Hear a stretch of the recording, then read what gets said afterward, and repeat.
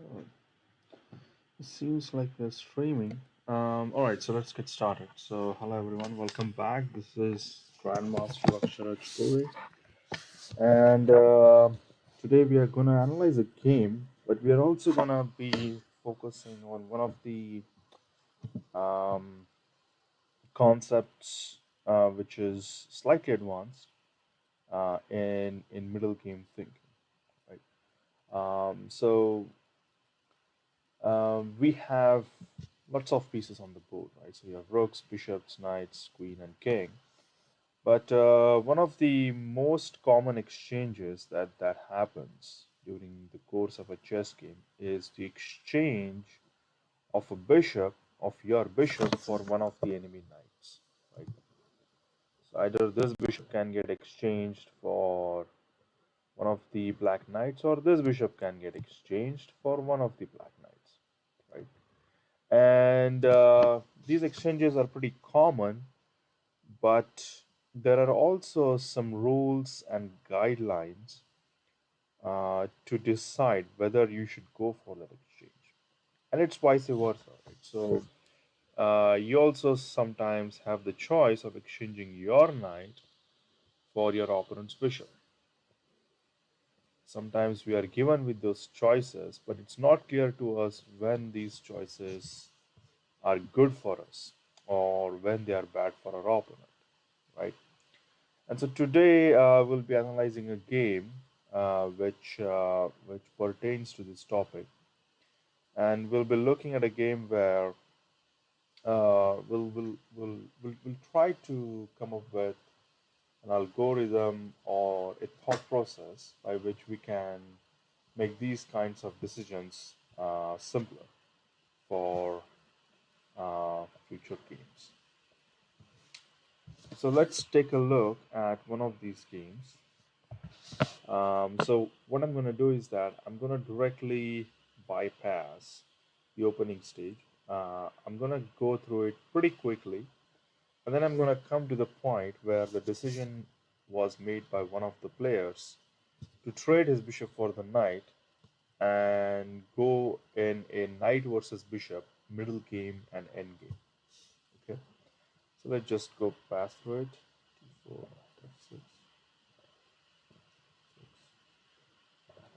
F6, B6. So this is a Queen's Indian opening. Right?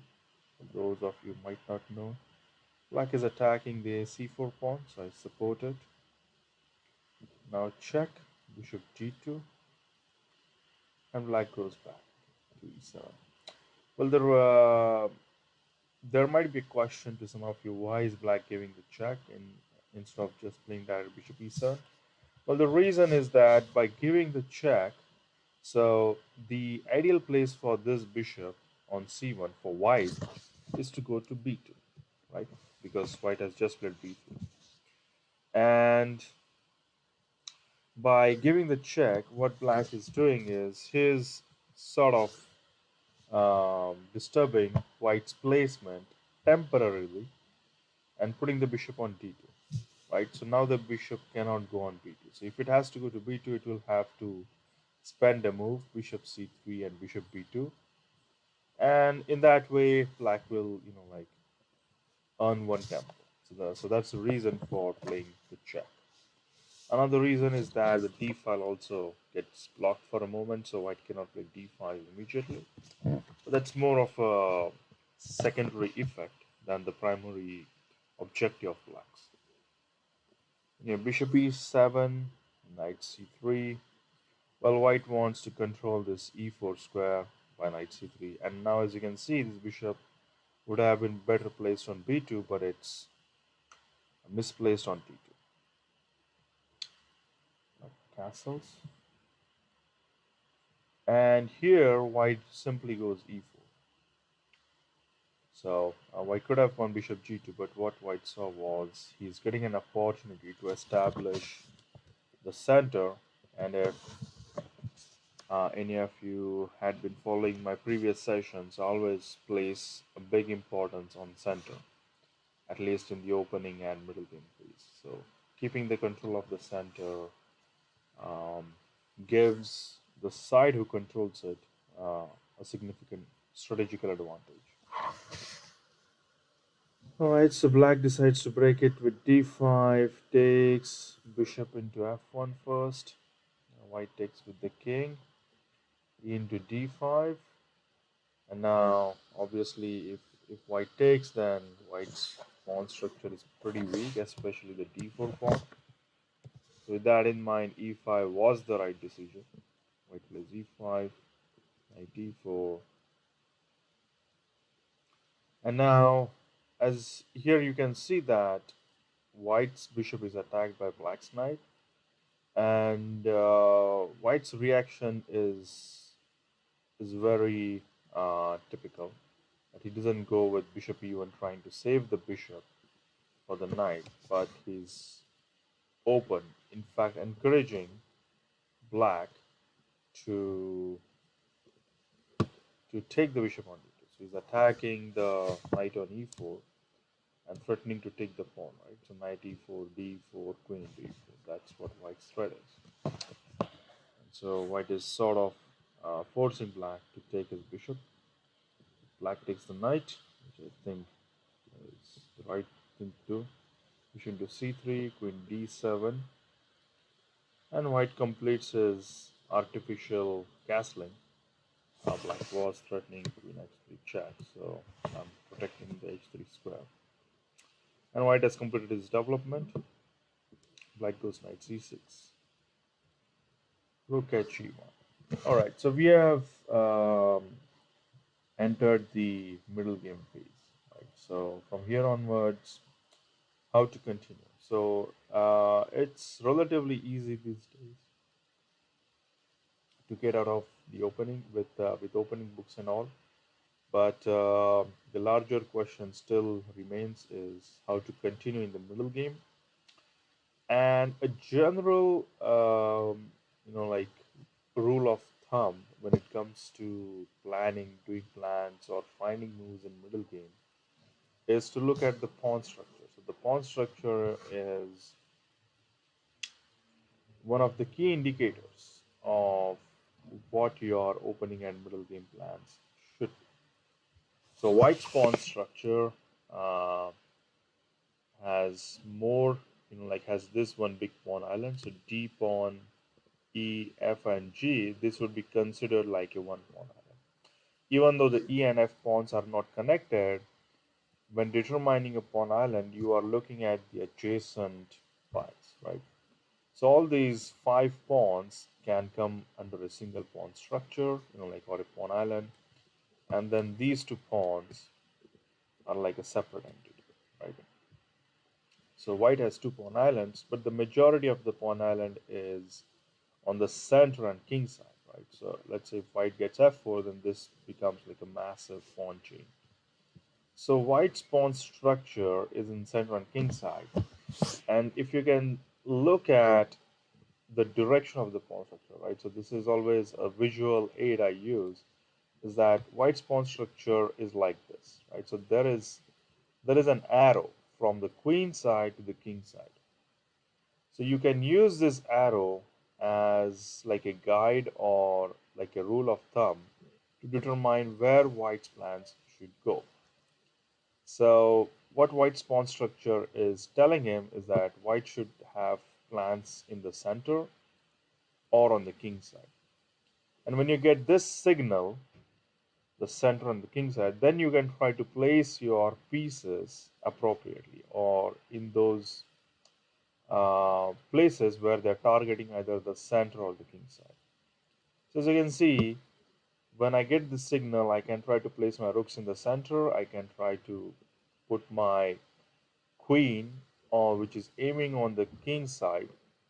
And since queen is a big piece, it's also targeting the half open c file also, right?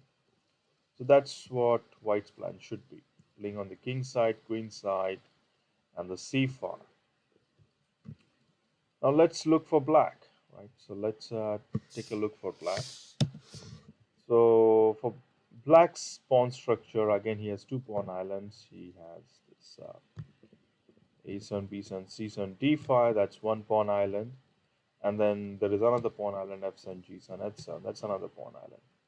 So black's plan should be to defend the king side, right? So majority of his pawn structures, like majority of his pawns are in the center and queen side. So black should try to play c5 and try to, like push his pawns on the queen side and create a play on the queen side. And in the meantime, also try to defend the king side since white would be attacking. Right. So you can use the pawn structure to determine what your plans and moves should be in the middle game. Rook e1, black plays knight d8, as I mentioned earlier. So let's. Um, so white played rook e1, and now black played knight d8.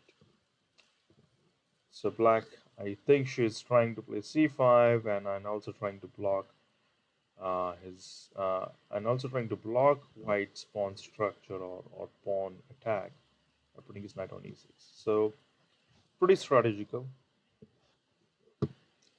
White goes knight g1. White wants to play f4, c5. So both players are trying to go in their own direction, right? So they're trying to follow their own plans. C into d4, bishop into d4, queen f5, rook d1, bishop b4. So black is removing white's rook. He's knocking the white's rook from center. So rook f1 and knight a6. Now, a few moves ago, there was a slight inaccuracy made by black. So I'm not going to tell you right now. What we're going to see is during the game, during the game, we don't know if our opponent has made a mistake or not, or even we have made a mistake or not, right? So that's one of the challenges of practical chess. So we are trying to make educated guesses and educated evaluations on how the position is going on how the game is going, who is better, who is not. So a few months ago, an inaccuracy was made by black. So I'm not going to reveal into that. But what I'm gonna, but what we are gonna do together from this point onwards is try to see how white uses or how white uses the weakness of black's pawn on d5 to his advantage, right? So let's see the technique of how to do that, right? So I guess that's a good lesson for today's session. So queen f5. What black has did in the few previous moves is that he has activated his pieces and he has tried to stop the white pawns on the king side. But in doing so, he has created a weakness on d5. Right? So white did get something in return, even though his plans have stopped for the moment, which is the d5 pawn. And what we'll see in this game is a weakness like on d5, like an isolated queen pawn. If it's not used for an attack, how it can become a big liability, and more importantly, how to exploit it. Like we are going to see the technique of how to exploit an isolated queen pawn in our opponent's position. We're going to see the technique for that. So we already know this is a weakness, but we also want to know how to exploit it. Just knowing something is weak um, isn't gonna give you the win in an actual game, right? So we also need to how to exploit it. So if you want to take a real life analogy, let's say you're trying to go to a grocery store. So just knowing to the grocery store isn't enough. You need to buy the things, and to buy those things, you need to go to the grocery store, which means you need to know how to go to the grocery store. Like what are the steps? And it's the same thing here, right? So if we take the d5 pawn as a weakness, we know this is the grocery store, but we want to know how to attack it and use the technique to grab it, right? Or to make black's life a little more uncomfortable.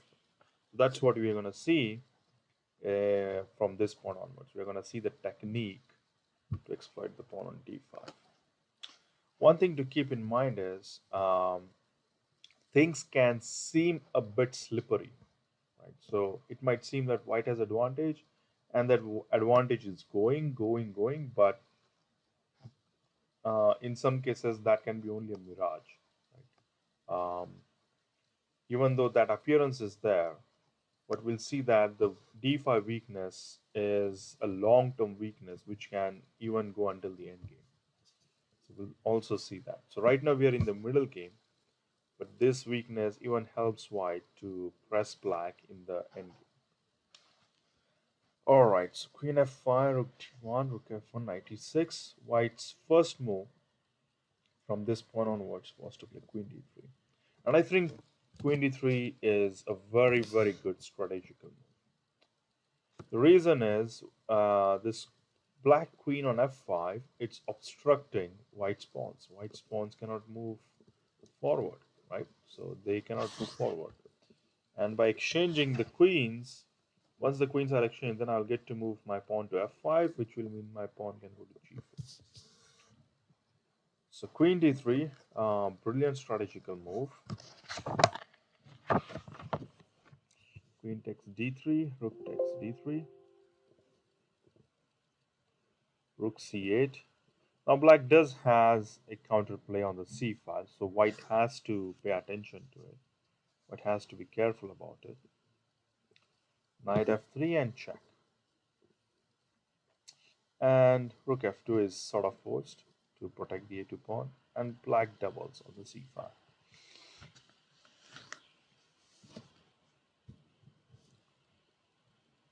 So white is defending this second rank for the moment. He goes f5. Take, take, take, take. So we have gone from the middle game to the end game. And the d5 pawn is still a weakness. In fact, now white has another um, asset in his position, which is these advanced pawns, these advanced central pawns. They are covering a lot of squares in black's position. So they are going to make black's life a bit more uncomfortable. And black tries to enter into white's territory with rook c1. White goes g4. So very instructive, right? White is, Adam said it until this point, but I think I can disclose it right now. White is former world champion Anatoly Karpov. Right? And what we see here is that Karpov is not rushing. So my first instinct here would have been to probably play something like knight f3 and attack the d5 pawn. Right? So play knight f3 and attack the d5 pawn. Since that runs into rook c2 check, my first instinct would have been to play something like a4. Right? And then play knight f3 and then start attacking the d5 pawn. But what Karpo is doing here, he's being very patient. He knows that the d5 pawn is a weakness in the long term, and more importantly, an isolated queen pawn, it's a weakness. It's a weakness for sure, but the square in front of it is also a weakness. A very nuanced observation. The square in front of the isolated queen pawn is also a weakness, and white is simply establishing his knight on this square on d4. So he's blocking the d5 pawn. He has excellently placed knight and is improving other aspects of his position. So by playing g4, white is sort of saying that the this I black already has this weakness, so I'm going to improve my position on the king side. So he's using the pawn structure as an indicator of what other plans he should execute. So he's playing g4. I guess he wants to play g5, probably h4, h5. Just have this massive pawn army on the fifth rank and cramp black's position. We'll get to see the effects of this strategy soon. We'll get to see the effects in the following moves. G4, king f8, king f3, check, king g3. I guess he's just waiting. Rook c1, and now king f4. Well, now if black gives check, now white can come knight f3, and this pawn on d5 falls. If rook f2 attacking a2, then simply a4. Would a4 be good enough here? Or not? Yeah, maybe a4. And if rook b2,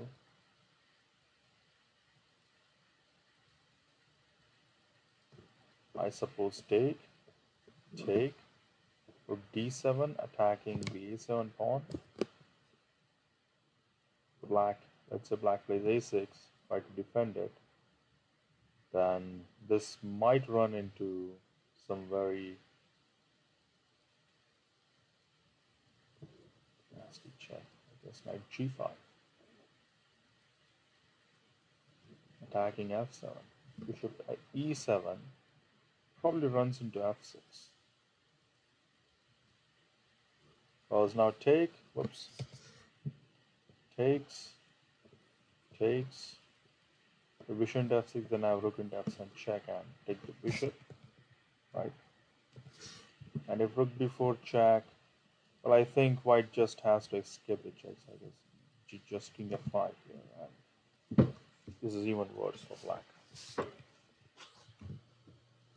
Right. So I guess we are trying to see, actually we are seeing the fruits of white's previous strategy of pushing his pawns, right? So these pawns on e5 and f5, they are giving white a massive edge once things start rolling. So very brilliant execution by Karpov. Let's go back. King f4. So these pawns on e5 and f5, we can call it like the strategical asset.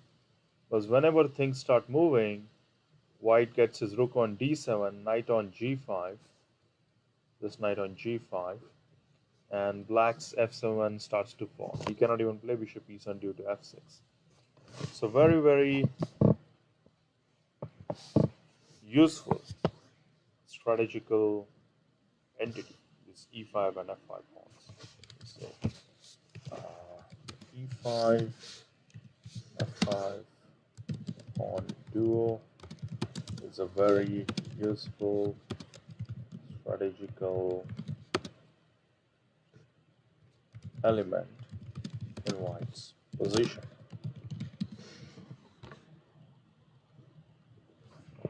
King f4, and now what? King f4, black plays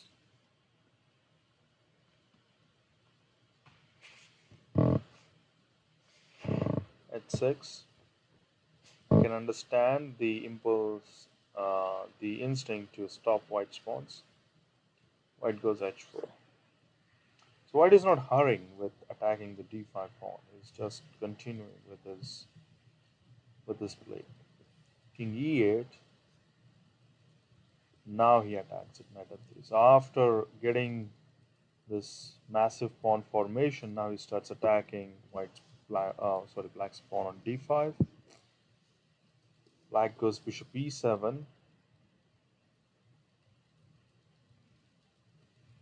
and white plays h5. He's not hurrying to take the pawn on d5.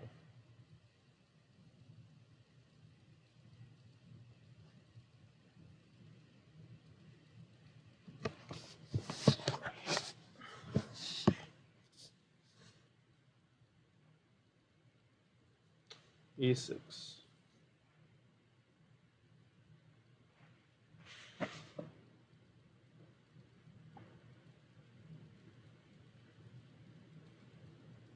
Sorry, I think I misplayed. So after h6, h4, king e8, white played knight f3, and black went rook c2. Apologies, black actually went rook c2, a4. Yeah, that makes sense. As this pawn is hanging, so black is tying down the rook to the defense of the b3 pawn. Rook b2, and now white goes back with knight d4. So sorry, I couldn't see the print there. So knight d4, and now black plays bishop e7, and white goes h5, a6. So at this point, both white and black can wait. Actually, black has to wait. White can wait. Big semantical difference. F3, bishop c5, and knight e2. So since the rook is tied down to the defense of the b3 pawn, what white is trying to do is take the pawn with his knight. So knight d2, and black plays g4. So black says no. You take with the knight, and we can exchange it for the b3 pawn. And white cannot play king e4 because the knight on e2 is hanging. So d4. So black is defending the best he can. Knight f4. But like this is another um observation about isolated queen pawns is that the rest of the pawn structures are without their sibling, right? So let's say if this pawn was an e6, this whole pawn island could have contested white's pawns from the start. But because this isolated queen pawn is here on d4, it's not participating in the rest of the struggle on the king side. So the side against the isolated queen pawn, it can block the queen pawn and then play against the rest of the pawns here. Very, very instructive strategical concept. So d5, knight f4, black plays king d7. Let's see how white is executing in this particular structure, right? So as I said at the start, all of these things are known, right? So that isolated queen pawns are bad. We have to put a blockade in front of it. So all these things are known, but the technique of converting them into an actual win is what we want to see here. The technique is what is missing, or is what a lot of players miss. In fact, I also used to miss a lot of winning positions. So that's definitely a big part of your chess improvement. E6 check, E8, and white doesn't takes on f7, rather he plays king e4. So this one rook on d3 is kind of one rook on d3 is controlling all of these black pieces. The rook on d3 and pawn on b3 and a4, they are controlling black's rook on b2, pawn on d4, or bishop on c5, and these two pawns. So this rest of the battle will be white king plus knight, right? White king and knight against the lone enemy, um, against the lone black king. So four pawns versus three pawn and king versus king, knight, and four pawns, right? So three pawns and king versus four pawns and king and knight. So this is going to be overwhelming for the black king. Five. And now white plays rook f3. Okay, so white is improving his position bit by bit. Rook b1. Black wants to keep the possibility of a check. Knight g5. So white is trying to get some sort of a setup here to try to push into black's position. Let's see how the game went. Rook g1. Black is attacking, like just creating some nuisance. And in black's position. However, like what you can see here is if black tries to take the pawn on e6, let's say check, in d3, f into e6, And white also plays f into e6. Black cannot take because there is knight c7 check, the fork, and white will get the exchange.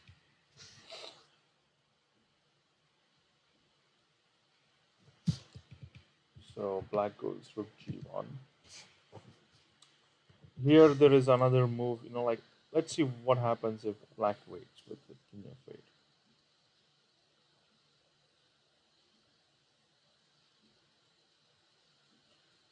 Here now he gives e7 check.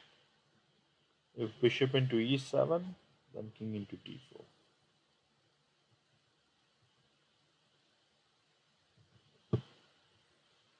And now white is trying to go after these pawns.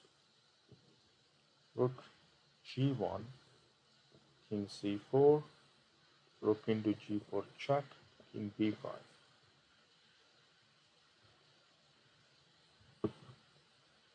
Let's say he goes bishop d8, now king c6.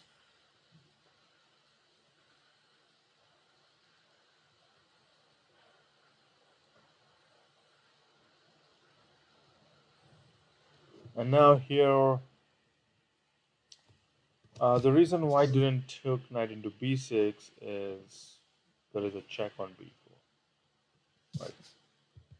So white with king c6, white is threatening to take knight into b6. If rook g5, then king d7, and what we see is that how this knight, the isolated queen pawn has gone, but this knight on d5 is dominating the bishop on d8. And if bishop f6, then takes, I suppose. Actually, after bishop f6, white can play rook e3. This is a much stronger move, threatening checkmate.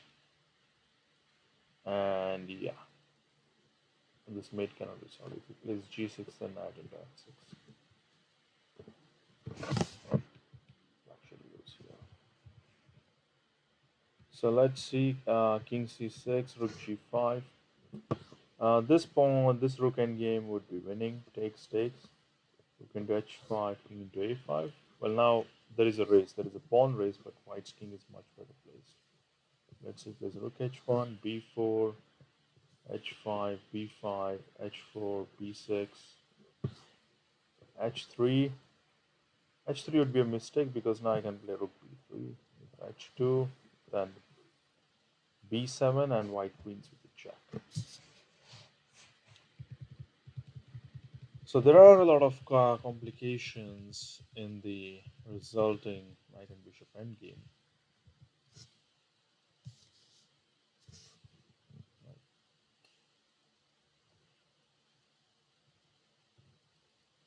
So black goes rook g1.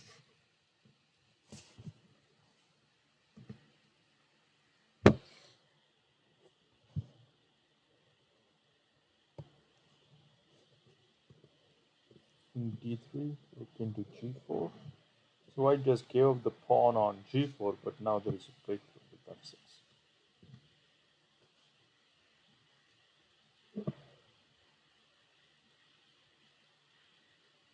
Now if f into e6, white goes f7 check, knight into b6 check, king c7, knight c4, and white's idea is to play knight e5 or f8 queen. Right? So now bishop f8, knight e5, the rook is attacked, rook goes g6, and the bishop on f8 falls, after which white is a piece up and white should win this game.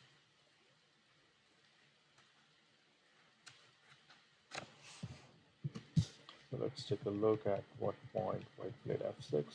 So take, white plays f6. I guess this position deserves a diagram and a few minutes to try to really understand what's going on here. And obviously black cannot take on f6 because knight into f6 check and knight into g. Black will lose his rook.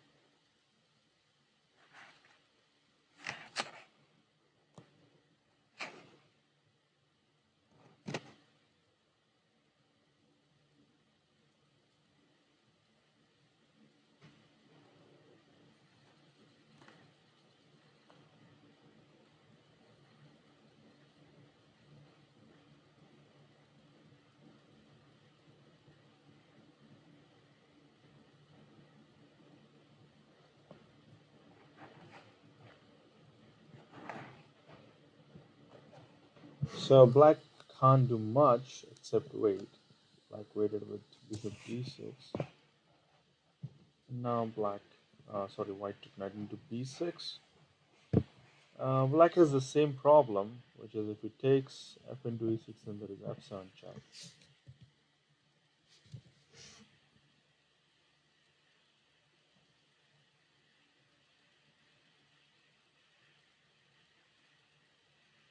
And if g into f6,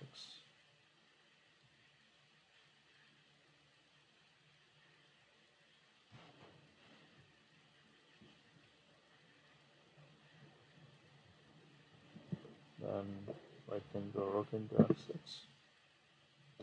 F into e6 check takes, bishop e7, knight d5 with g7, and let's see, can white play into the king endgame? So white can go into the king endgame or first take on d4, king f8, and now just take, and b4.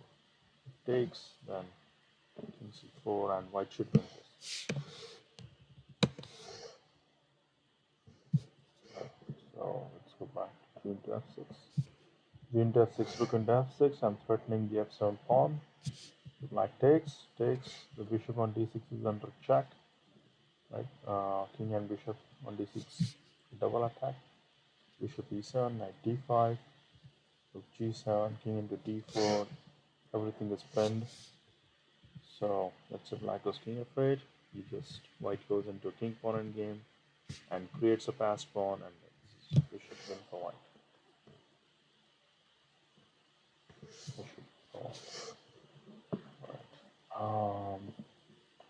So let's go back to the moment when white took knight into b6. So again, black doesn't has a lot of room here except waiting. So there's rook g5, f into g7, rook into g7, because knight c4 first, attacking the bishop. Bishop b4, now into f7 check, rook into f7, rook into f7, king into f7, rook into g4. King into d4. Oh, he doesn't go king into d4. He plays knight e5 check, king f6, knight c6. So white is trying to create a pass pawn. So if black goes king g5, then take, and a5 should win. Right, so here white will queen the pawn, and this is winning for white. It takes a6, king g5, a7, h5. The white is way out. White is way ahead of black. Queens, and white wins. So in end games, especially in king pawn end games, creating fast pawns is like high priority. And I think I start to get why didn't take king into d4, because if king into d4, there is no passed pawn on the queen side, but black can go king f6, king g5, and take white's h5. So this is the counter attack for black. So king into d4 would be a mistake. King into d4 would be a mistake. Question. That's why white goes knight e5 check, king f6. Now he goes knight c6. Brilliant. Threatening knight into b4. White, black goes bishop e1. And white goes king c4. So this is the race for creating a passed pawn. King g5. King g5. And now knight into a5. Wow. Simply wow. He just gives up. Actually, this position deserves a diagram.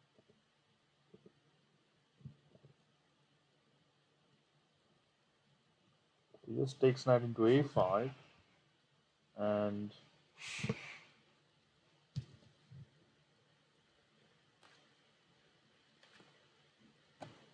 sorry, again, I think I made a mistake here. First, he took knight into d4. Yeah, knight into d4, and now black's king cannot come on either of these squares. He cannot come to f5. But if he comes to e5 or g5, then there is knight f3 check and black loses the bishop. So sorry, there is no knight into a5. First he took knight into d4. Black goes bishop e4, knight c6, bishop e1, he plays king e2. So here white is just trying to get some move, like some time. Because in practical games you have a clock running, and by repeating moves, white is gaining some additional time on the clock. Bishop e1, king c4, king g5, and now knight into a5. Yes, now knight into a5. So let me put a diagram here. This is the main game.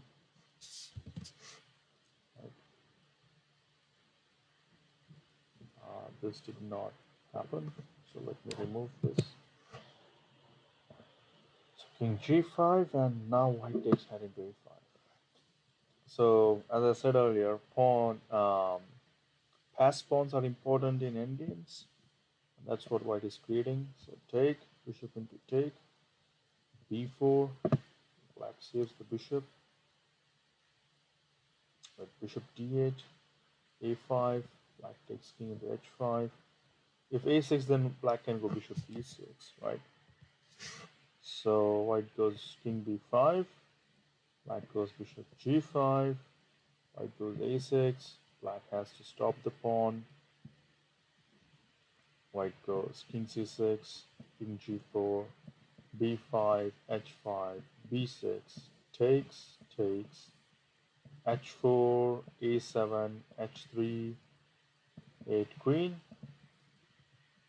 and h2. Then white is already controlling this. Queen h1, actually queen g2 check, and white takes the last black pawn, winning. So that's how the game ended. It's a pretty instructive game. I guess the end game sacrifice on a5 was also very instructive. So let's go on from this moment. So yeah, clearly white is better, but this h5 pawn is falling, and once the h5 pawn goes, then black has serious threats of queening his pawn. I want to check if playing b4 would still be winning. Probably not, because now white has exchanged his last pawn, and if a5, then black goes bishop to f2. If knight d4, then b3 is a very nice counterattacking. And if knight into b3, then black goes bishop a7 and stops the white attack. Knight d4 again, then king into h5, knight c6, maybe king g4, knight into a7, h5, knight c6, h4. Wow. But here there is a tactic. So both sides would queen at the same moment. Right? Both sides would queen at the same moment, but now there is this discovered check. And black will lose his queen. So there is a check. White will and black will lose his queen. So that also doesn't work. But maybe, just maybe, here, can I take on h5? So let's say black takes on h5 instead of playing b3. If a6, then I go b3.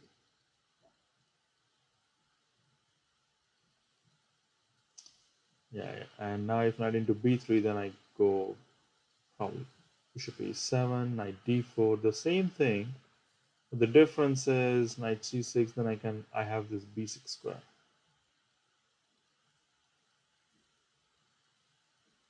Right.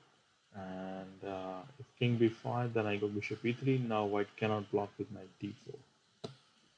And this will probably end in a draw. Yeah. So black has to wait until the white pawn is on a6, right? Let's take a look at this again. So if any of you are feeling confused by this, let me try to explain this. So when white's pawn is on a5, it controls the additional square on b6. So if black gives away the pawn when the white pawn is on a5, then white is able to drive away the black bishop from the control of this a pawn, from this area. So now knight into b3, bishop a7, knight d4, into h5, knight c6, and you can see that black does not have bishop b6, right? Black does not have bishop b6. Black has to take away his bishop. So one choice for black is to give up the bishop, but that doesn't work, as we saw. The other choice is to play bishop e3, but now I get to play knight d4, right? Because he doesn't have bishop b6. And I'm blocking the bishop's view to a7, and yeah, and now this pawn can queen.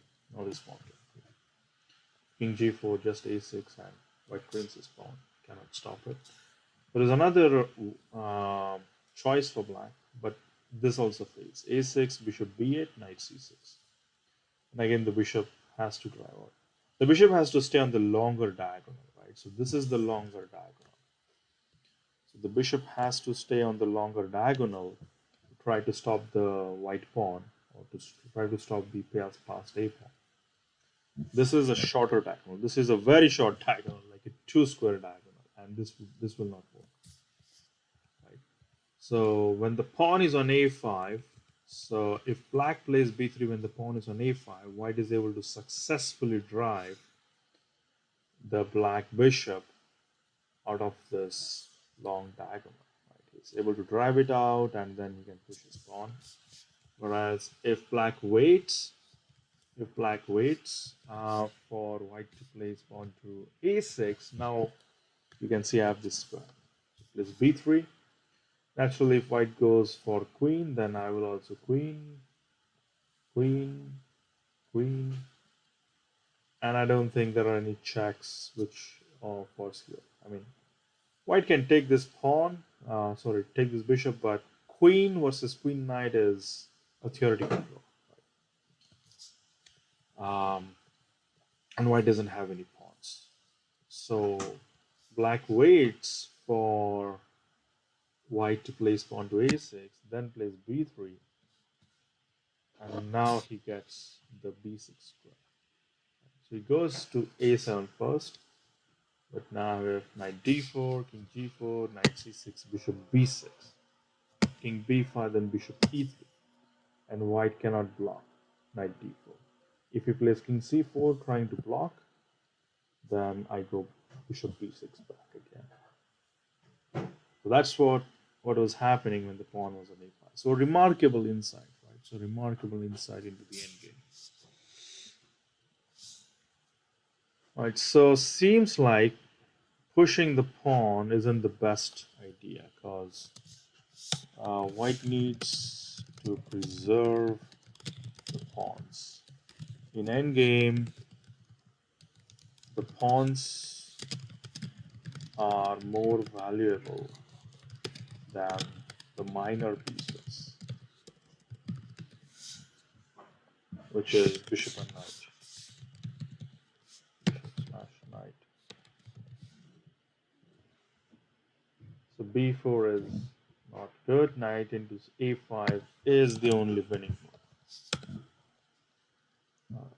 So yeah, I guess we have solved that query. b4 doesn't work. Knight into a5 is the winning move. All right, so let's take a look from the top, from the middle game.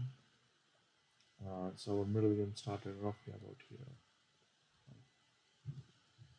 So what we see is the pawn structure. What we see is the pawn structure and the plans for white and black. Right, so white plays in the center, black plays on the queen side. So I think, so at the start of the session, I mentioned that black made a slight inaccuracy here. And I think black's inaccuracy was not stopping the white pawns, right? The white pawns with his own pawns. So black tried to block the white pawns using his pieces. So he used his queen to try to block the white pawns, and I think that was a strategical mistake. A better approach would have been to use his own pawns. So better would be playing f5. Let's say if white plays now knight f3, then I go knight e6, and yeah, black has successfully blocked white's king side advance, and the play can continue on the queen side and center. So that would be the better way to play it. Of course, after f5, white has a choice of taking e into f6, well then bishop into f6, and knight f3. And I think this would be a bit more playable for both sides than what happened in the game. Because here white has open file on e file, black has some play in the center. I think the position remains equal. So not a very obvious mistake by black, right? I mean, who would know that blocking white's pawns with the queen isn't the best idea, right? Or it would lead to such a bad position. In fact, this might be even called like a strategically losing position with the queen on f5. Because as we saw in the game, I White's position practically plays by itself. White's position just played by itself. I didn't have to do anything special. And this queen d3 move was just brilliant. Now black can't do much. Well, the problem with f5 now is like these pawns can get pretty weak, right? So now there are even more weaknesses. Oops. So doing f5 at a bad timing doesn't work. The best would be to block or stop the f5 pawns with g6 and h5. But here too, I suppose white can just play g4, and if h5, then f5. So already these pawns are becoming very strong. Or maybe white can just play h3. I suppose this is what would have happened. Black would have gone with g6. So I guess the black's last saving chance was g6. Still, it's a very bad position. I would rather prefer he plays f5 in the start. So this f5 is better than g6 here. But g6 was definitely better. Let's say that this is better is. Yep. All right. So that concludes our today's session. Thank you for watching this with me, and I'll see you until the next time. Bye bye.